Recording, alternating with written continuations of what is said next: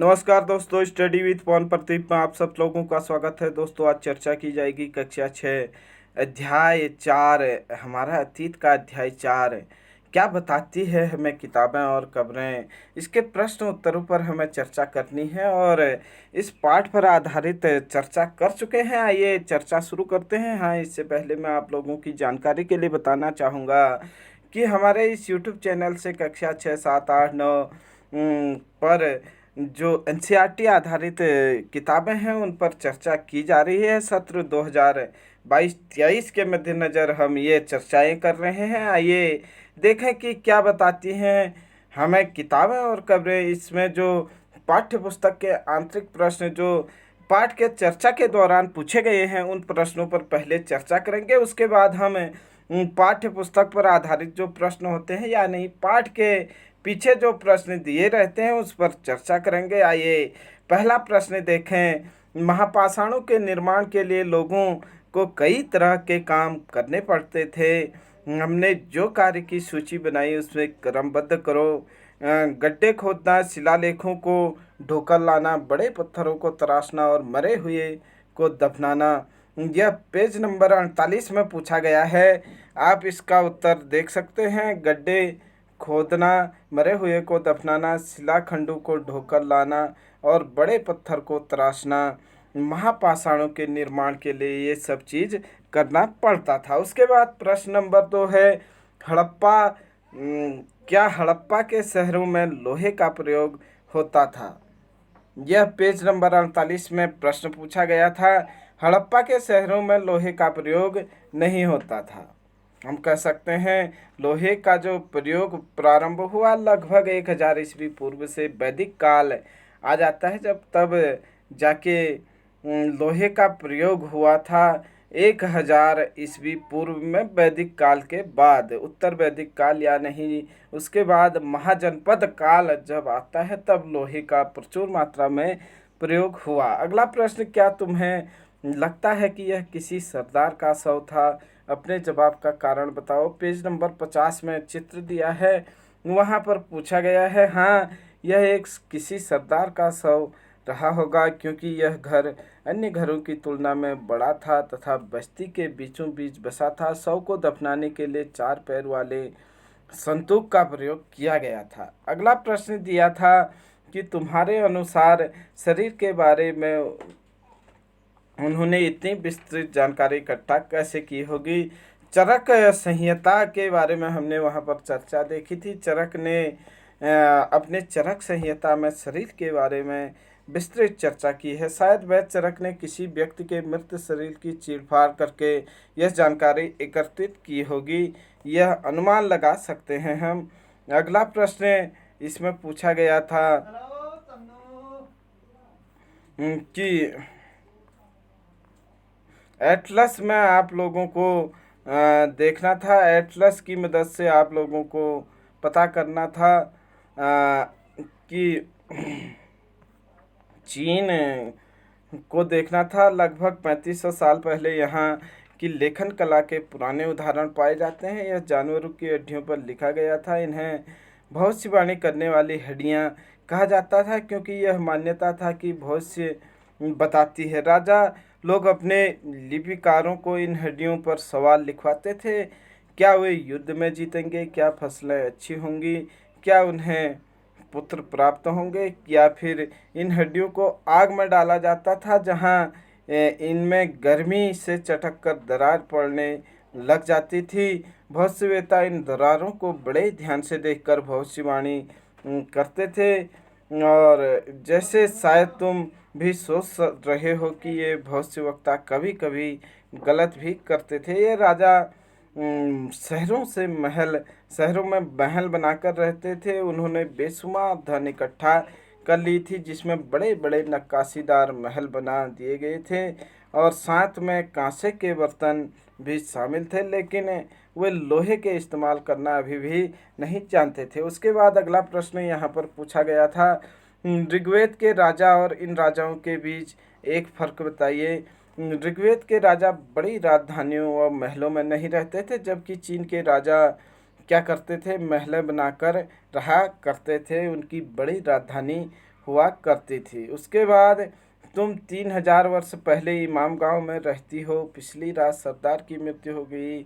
आज तुम्हारे माता पिता दफन की तैयारी कर रहे हैं। यह बताते हुए सारे दृश्य का वर्णन करो कि अंतिम संस्कार लिए कैसे भोजन तैयार किया जा रहा होगा। क्या तुम्हें लगता है कि खाने में क्या दिया जाएगा?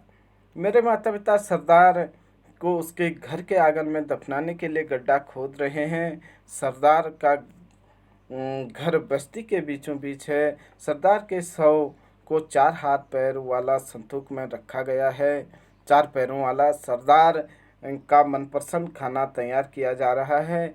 इस खाने को सरदार के शव के साथ दफनाया जाएगा। इसके अलावा सरदार की अन्य मनपसंद चीज़ें, कीमती वस्तुएं और उसके द्वारा प्रयोग की जाने वाले वस्तुएं भी शव के साथ दफनाई जाएंगी। आइए देखते हैं पाठ पर आधारित प्रश्न, अभ्यास प्रश्न। जो पाठ के पीछे प्रश्न दिए जाते हैं उन प्रश्नों पर चर्चा करते हैं। पहला प्रश्न सम्मिलित करने के लिए दिया है। आप देख सकते हैं सूक्त। सूक्त हमने देखा था कि अच्छी तरह से बोला गया। ऋग्वेद में 1028 सूक्त बताए थे हमने, वह अच्छी तरह से बोला गया ही क्या है, सूक्त है। रथ युद्ध में प्रयोग किया जाता था, रथ।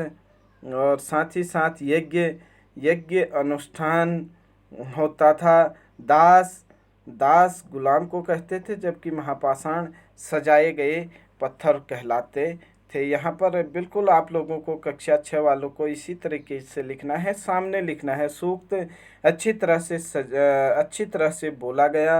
रथ युद्ध में प्रयोग किया जाता था। यज्ञ अनुष्ठान, दास गुलाम, महापाषाण सजाए गए पत्थर। आइए देखते हैं अगला प्रश्न। वाक्यों को पूरा करो। डॉट डॉट के लिए दासों का इस्तेमाल किया जाता था। मालिक की सेवा करने के लिए यहाँ पर हम लिखेंगे मालिक मालिक मालिक की सेवा करने के लिए दासों का प्रयोग किया जाता था। इसके बाद दूसरा प्रश्न था डॉट डॉट में महापाषाण पाए जाते हैं। बहुत सारे जगह महापाषाण मिले हैं, आप देख सकते हैं। चर्चा के दौरान हमने देखा था कि दक्कन है, दक्षिणी भारत है और उत्तर पूर्वी भारत है। उत्तर पूर्वी भारत है। उत्तर पूर्वी भारत के साथ साथ कश्मीर से भी महापाषाण मिले हैं। ये सब आप लोगों को लिखना होगा। इसमें दक्कन है, दक्षिण भारत है, उत्तर पूर्वी भारत है, कश्मीर है, यहाँ से महापाषाण पाए जाते हैं। ज़मीन पर गोले में लगाए गए पत्थर या चट्टान डॉट डॉट का काम करते थे।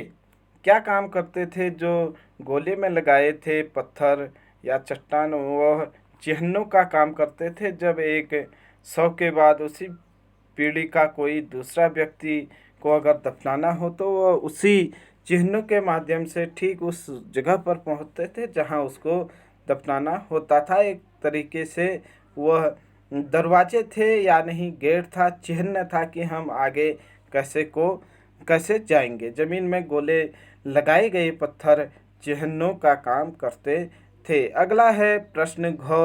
पोर्ट हॉल का इस्तेमाल डॉट डॉट के लिए किया जाता था। पोर्ट हॉल का प्रयोग पत्थरों से बने हुए कमरों में जाने के लिए किया जाता था। पत्थरों से बने कमरों में जाने के लिए पोर्ट हॉल का प्रयोग किया जाता था। इमाम गांव के लोग डॉट डॉट खाते थे। इमाम गांव के लोग अनाज खाते थे, फल खाते थे और मांस खाते थे। अनाज, फल, मांस। क्या खाते थे इमाम गांव के लोग? अनाज है, फल है और मांस खाते थे। आगे देखें, यही चीज़ें यहाँ पर दी गई थी, उत्तर यहाँ पर दिए गए थे, आप लोग बड़ी आसानी से भर लेंगे। प्रश्न नंबर 3 था, आज हम जो किताबें पढ़ते हैं वे ऋग्वेद से कैसे भिन्न हैं। आज हम जो किताबें पढ़ते हैं लिखी और छापी गई हैं, जबकि ऋग्वेद का उच्चारण और श्रवण किया जाता था। ऋग्वेद की रचना के लिए सदियों बाद इन्हें लिखा गया। ऋग्वेद छापने का काम मुश्किल से 200 साल पहले हुआ है। इसके बाद अगला प्रश्न है, पुरातत्वविद कब्रों में दफनाए गए लोगों के बीच सामाजिक अंतर का पता कैसे लगाते हैं? पुरातत्वविद दफनाए गए लोगों की कब्रों से प्राप्त वस्तुओं के आधार पर सामाजिक अंतर का पता लगाते हैं। जैसे ब्रह्मगिरी में एक व्यक्ति की कब्र से 33 सोने के मनके और शंख पाए गए हैं, जबकि दूसरी कब्र से कंकाल के पास केवल मिट्टी के बर्तन मिले हैं। यह अंतर दफनाए गए लोगों की सामाजिक स्थिति में विभिन्नता को दर्शाते हैं। अगला प्रश्न, एक राजा का जीवन दास या दासी के जीवन से कैसे भिन्न था? एक दास या दासी का जीवन कष्टपूर्ण था, जबकि राजा ऐश्वर्यपूर्ण जीवन व्यतीत किया करते थे। दास दासी वे स्त्री पुरुष होते थे जिन्हें राजा द्वारा युद्ध में बंदी बना लिया जाता था। उन्हें राजा की जायदाद माना जाता था और उन्हें राजा की सभी आज्ञाओं का पालन करना पड़ता था। तो ये थी आज की चर्चा दोस्तों, पाठ नंबर 4 क्या बताती हैं हमें किताबें और कब्रें। इसके अभ्यास प्रश्न एवं पाठ आधारित प्रश्नों पर हमने चर्चा की। आप हमारे साथ बने रहें, तब तक के लिए आप स्वस्थ रहें, मस्त रहें। जल्दी ही मिलते हैं आप लोगों से। जय हिंद, जय भारत।